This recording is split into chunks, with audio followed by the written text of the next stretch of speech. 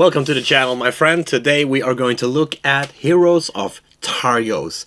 This here is a deck building card game where you portray as heroes using minions and weapons to complete quests and missions. Now, in this video I am going to show you how to play the two-player game mode. But we are also going to take a look at how you construct a deck. I mean, what are the rules, the story mode, and we're going to talk about the solo mode. But the video itself will be focused on the two-player game mostly. I'm going to show you how to set up the game. I'm going to show you how to play it. So sit down, have a cup of coffee or tea or water or whatever you want to. Maybe you want nothing at all. And let's take a look at this beautiful game and the setup first.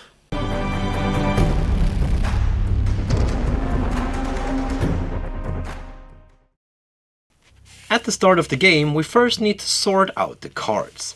The red ones here we can see are the character cards. These cards are double-sided. One side is the ready side and the other one is the injured side. We will put these to the side for now. And then we have the gold mission cards, the blue lasting cards, and the green action cards. And we need to sort out some of the cards from these decks as well. In the gold mission decks you will find 17 cards with this city background in a sepia color.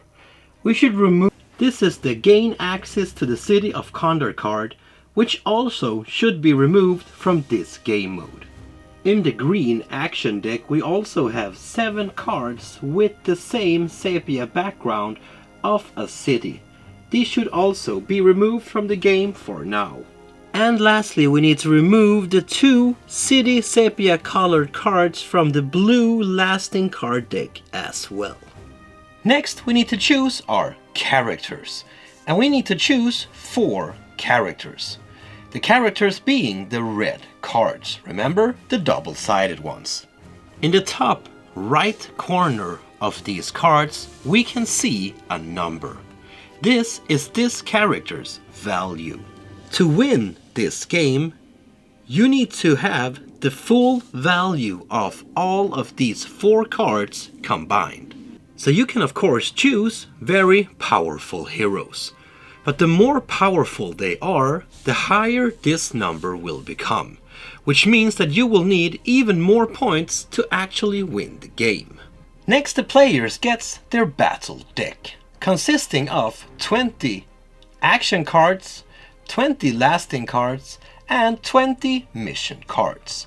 You just need to make sure that no player has a duplicate of any card.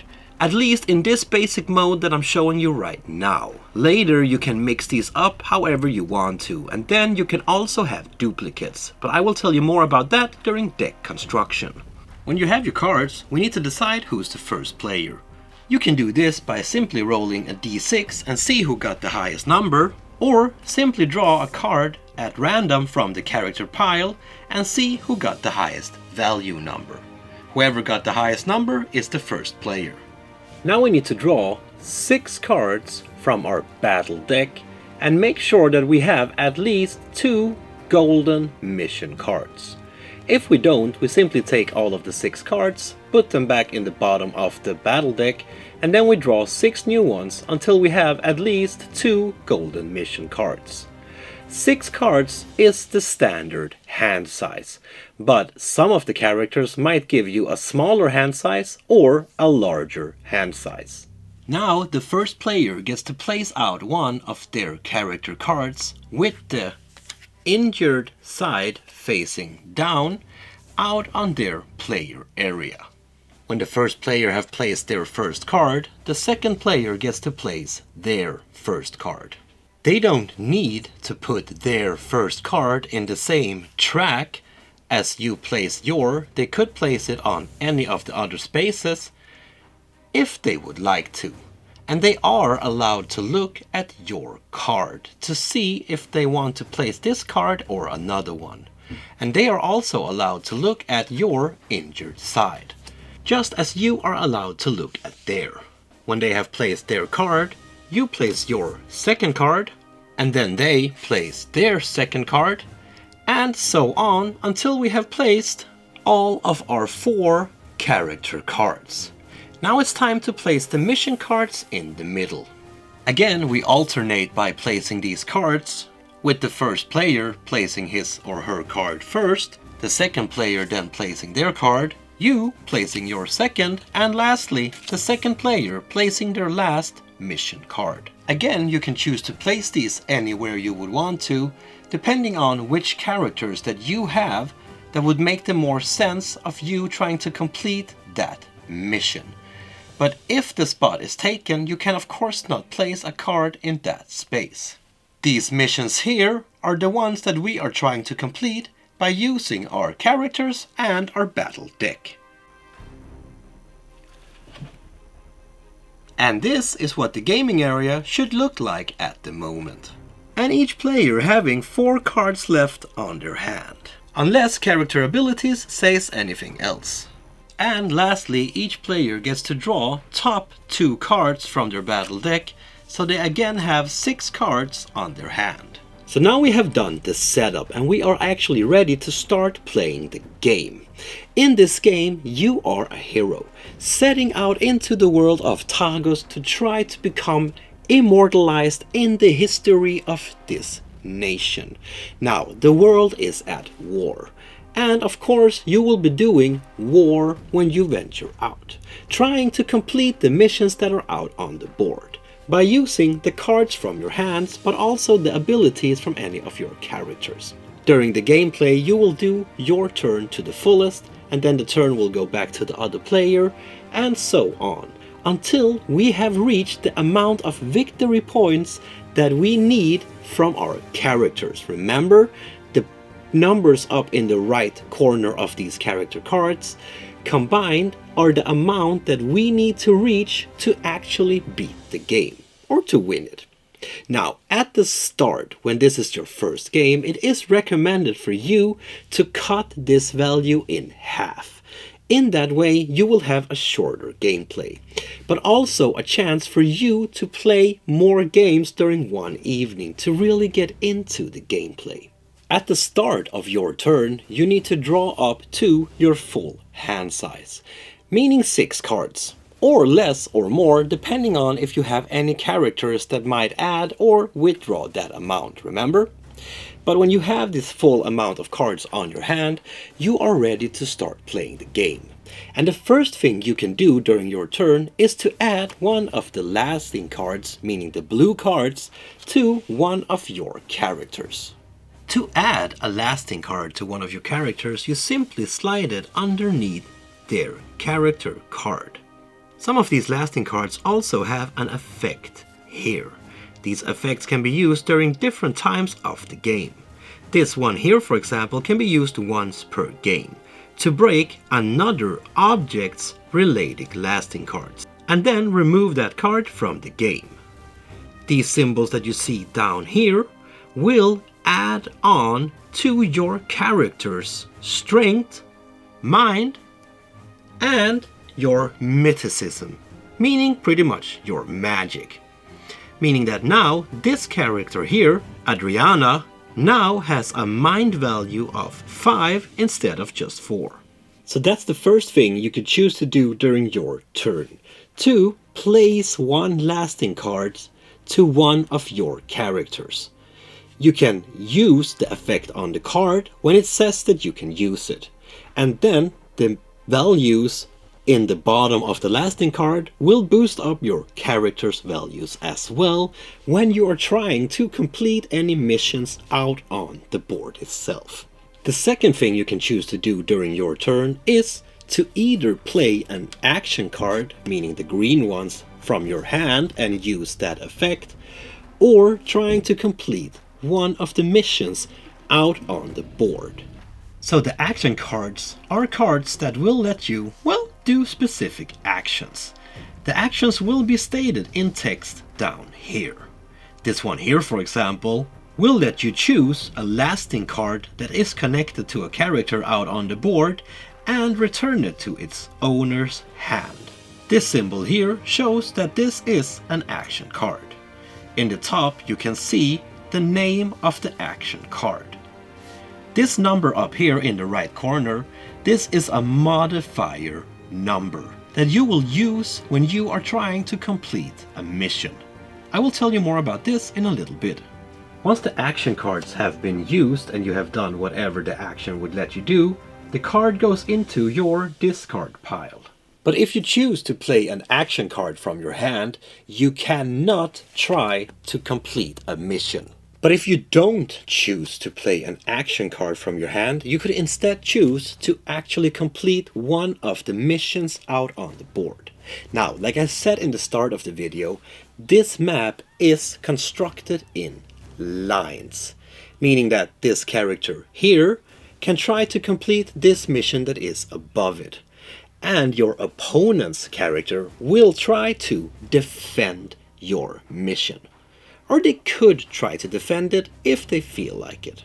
Let's start by taking a look at these mission cards. In the top we can see the name of the mission, and next to it we can see the value of that mission card. In the middle we have a picture showing whatever the mission is, and in the bottom we have the victory point, meaning that this is the point that you will get if you manage to complete this mission. Underneath that we have a text. This text tells you what you can do if you manage to complete the mission. At the bottom in the middle we have a symbol of one of the 3 different abilities. In this case mind, here we have strength and again strength. And next to it we have a number. Now this is the number that we would need to beat using our characters. So when you are going to try to complete one of the missions out on the board, you of course need to say which mission you would like to try to complete. And then look in the middle of the bottom of the card to see how much you have to beat. In this case here, this card was quite easy. It had 1 in mind. But your opponent can try to defend that mission. They don't need to. They could just let you win the mission and just leave it at that. But if they feel like that mission is quite important for them, they could try to defend it. But first, let's look at what you as an attacker can do. So this here is the number you are trying to beat. And you will try to beat this number by using your character's attributes, but only the ones that are matching the colors on the mission itself. Some of these missions will have several colors and others like this one here will only have 1. So now you are trying to beat 1 in mind. And you have 4 in mind on your character, but also a +1 on your lasting card. So you actually have a total of 5, which is quite good. So you have a decent chance of actually completing this mission. But you still don't really know what your opponent are gonna do, right? Maybe they are going to defend this mission. And also, not all missions are this easy. I mean, this one next to it over here has a +4 in strength. So you really need to plan ahead and take a good look at the missions before you are trying to actually complete them. So if you really want to make sure that you are actually going to be able to complete whatever mission you take on, you can actually add modifiers to your attack. And you will do that by taking any card that you have on your hand and put it face down in front of you. In this way you show your opponent that you are bulking up modifiers, and you can play several cards in this way. Just be aware that when you do this, you are burning out your deck as well. And when your deck is completely empty, well, you will lose the game. So in this case, here for example, where there is a +4 to beat, you might want to add up some modifiers, because you only have 3 in strength on your character. And there are no lasting cards beneath this character. So in this case here, you would never be able to complete this mission. Here you would need to add modifiers. So when you play modifiers, you play them face down on the table, because you don't want your opponent to know what you have in mind. And also, your opponent can choose to defend the mission, just like I told you before. And they would do this in pretty much the same way. They would first see what kind of numbers they have on their attributes, and then they would choose how many modifiers they would like to play from their hand. Again, face down in front of them. At the same time, the players will show their modifiers. And now we need to add up all the modifiers and any numbers on our character cards. And if the defender has a better score than you, they have successfully defended your attack. But if you have a better score than them, well, then you have succeeded the attack. And the attacker must, of course, at least have the same or better result than the mission card itself to be able to complete that one as well. If the defender managed to defend the card successfully, you need to flip your character card over to the injured side. And now your stats will have changed, and this card will stay like this for the rest of the game, or until any other ability lets you flip it over again. But if you were successful in your quest in completing this mission, well, you get to take that mission card and put it in your victory pile. Plus, you get to activate whatever effect the card has right away. Now this card will count up to your full victory points, and the more cards you get, the more victory points you will of course get. The cards that you have played as modifiers are discarded into your discard pile. And the player that did not manage to defend this mission will have to refill this mission spot. Either by a card from their hand, but if they do not have a card from their hand, they need to draw from the deck until they get a mission card. Meaning that they might have to burn a lot of cards before they actually find a new mission card. And this is why it might be a good idea for you to try to defend some of the mission cards, even if you don't really want to win them. Because if you don't have one of the mission cards on your hand, you will have to start drawing from your deck. And I mean, if you're lucky, well, you have a new mission card at the top, but if you're unlucky, you might have to burn quite a lot of cards to be able to get a new mission card. And that would be a player turn, to first draw up to your full hand size, then if you want to, place out one lasting cards under one of your characters, and then either try to complete a mission or use a green card and place as an action. And this is the way the game would go on, with the players taking their turn and then going over to the other player back and forward, until either you have the full amount of scores that you need, or you have burned your complete deck. Whoever gets the score first is of course the winner, and whoever gets to burn their deck first is of course the loser. You can also play this game in a 3 or more player mode, as all the cards are actually open for more players. In a 3-player mode, you would have 2 lines of cards. Again, with your character cards at the bottom, mission cards in the middle, but this time your player area would be here, and another player's over here, and the third one over here. At the start of the turn, you would choose which of the 2 lines you would like to face. Once you have chosen, you need to choose which mission you would like to try to beat. If any, maybe you just want to play an action card, remember? But each player can attack or defend with any of their 4 heroes on the opposing tracks. Meaning that this player up here can defend if he wants to.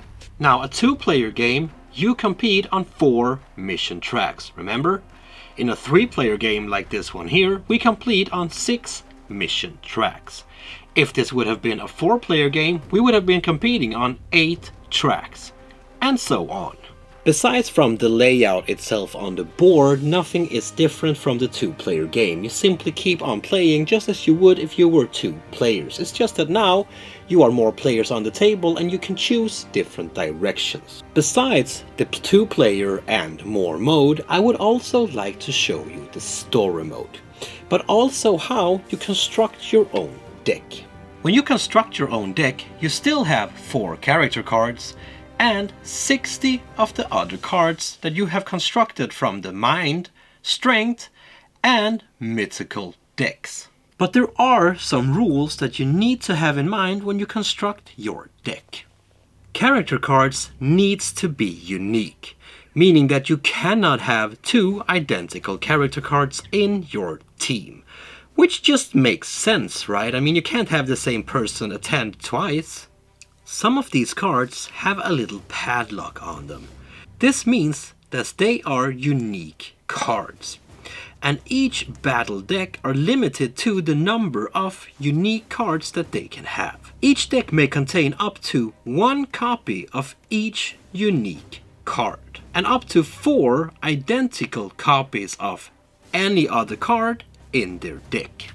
To construct your own deck in this game is quite awesome, and it's really there the game starts and becomes what it's supposed to become, a true deck builder. But to construct the deck just the way you want it to be will take you some time, and you probably need to play the games quite a few times before you know what deck you want to build. But in on Cursed Empire's webpage you can actually find pre-constructed decks.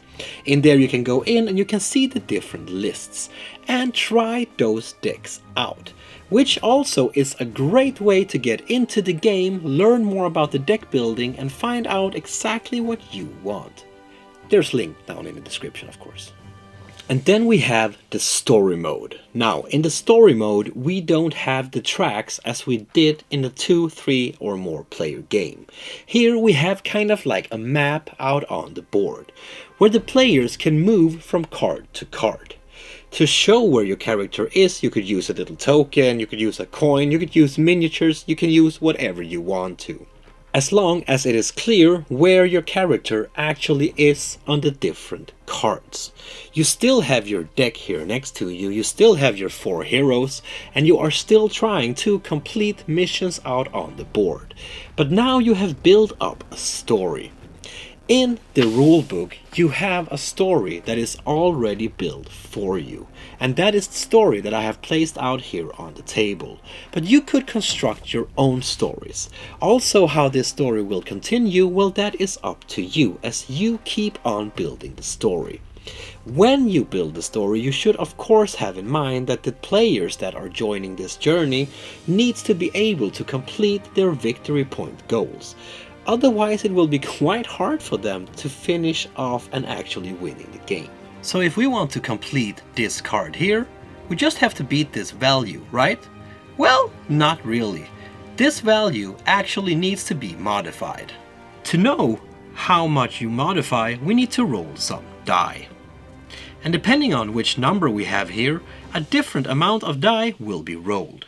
In this case mine says +2. Which means that we need to roll 2 die for this value. We need to add them together and then add the +2 as well. And then we would have the value that we need to beat. Another player can choose to use their characters to foil the attempt on this mission. But if they don't, the Thargo pushback rule is used, which means that they can at least roll 1 red d6 +1 and compare the result with the character stack to see the outcome. And if you are using this beautiful battle mat that I have here in front of me, you will on the other side have the city of Kondar. And here you can set up the expansion. This expansion is included in the box that I am using here. And here we use the cards that I told you to put away at the start of the game. If you want to know how this expansion is set up and how it's played in story mode, you can find the links in the description. Lastly, we have the solo mode. Now, I won't go into details on the solo mode because it plays out kind of like the normal playing game. But this time you are of course playing against an AI instead. You would play your part of the game just as you used to do. But the AI will be controlled by die instead. And now they will have 6 characters instead of just 4. And that, my friend, is how you play Heroes of Thargos. I am not sure if that is the right pronouncement, but hey, that's what I'm going with. Anyway, that is how you play the game. You construct your little deck here, or you simply just split them up at random and shuffle them together. You go out on adventure, try to complete missions, or you can go out in story mode, also complete missions, but at least you can move around any way you want to. You can play 2-player, 3-player, 4-player, and more. If you are into deck builders, I think you would enjoy this quite a lot. The game is quite easy to understand, it's quite easy to learn, it's not that hard to get into, but there is a lot of details on the cards, and there are quite a lot of cards. So you need to sit down and take a little look at these cards before you start to play. Start to get to know them, know the characters, know which other characters they would work best with, know the different missions out here, get to learn the action cards and the lasting cards and so on. There's a ton of replayability here. There is a lot you can do with this game. You can make it a little bit easier to win, so you can play shorter games, or you can add up to it and go all in and do it harder, any way you would like to. If you want to know more about this game, well, be sure to check out the links down in description and it will take you straight to this game. I have also put in the link to the different pages where you can find the pre-constructed decks here if you want to know more about them. I think this is a great little game that probably won't leave my collection for quite some time, if ever. If you enjoyed this game, my friend, please give it a thumbs up, please throw in a comment, please subscribe to this universe of genders gaming. If you like to, I mean, if you don't want to, I'm not gonna force you. But what I will force you to do is to keep on spreading that board gaming love I know you all have. Peace out, my friend.